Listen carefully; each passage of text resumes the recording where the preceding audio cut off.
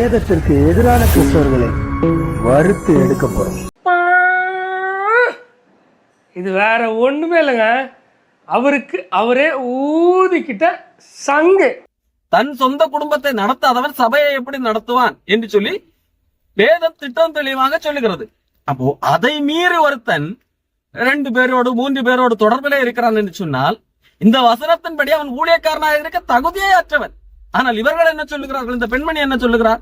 அவர்கள் 2 திருமணம் செய்தாலும் தப்பு, அவங்க தப்பு பண்ணா கடவுள் பாத்துக்குவாரு. நீ பேசாத, நீ பேசினா உனக்கு குஷ்டம் வரை.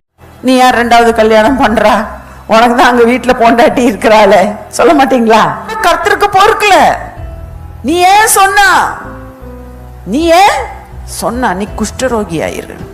How dare you talk against my son, my calling? எங்கடி படிச்ச, எங்க படிச்ச?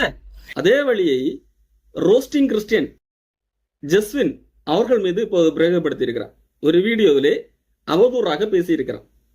ஆதாரம் கேட்டால் ஒன்றும் இல்லை. அது எப்பொழுது நடந்ததாக சொல்லுகிறான். ஏதோ ஒரு கல்லூரி படித்த போது 10-20 வருஷத்துக்கு முன்பதாக நடந்ததாக ஒரு காரியத்தை கதை விடுகிறார். ஒருவேளை உண்மையாகவே இருந்தாலும் அதை இப்படி சொல்வதனால் எந்த பிரயோஜனமும் இல்லை. அன்புக்குரியவர்களே, எவ்வளவு ஒரு கேடு கட்ட சிந்தனை பாருங்கள். ஒருவேளை உண்மையாகவே இருந்தாலும் அதை இப்படி சொல்வதனால் எந்த பிரயோஜனமும் இல்லை. அன்புக்குரியவர்களே, எவ்வளவு ஒரு கேடு கட்ட சிந்தனை பாருங்கள்.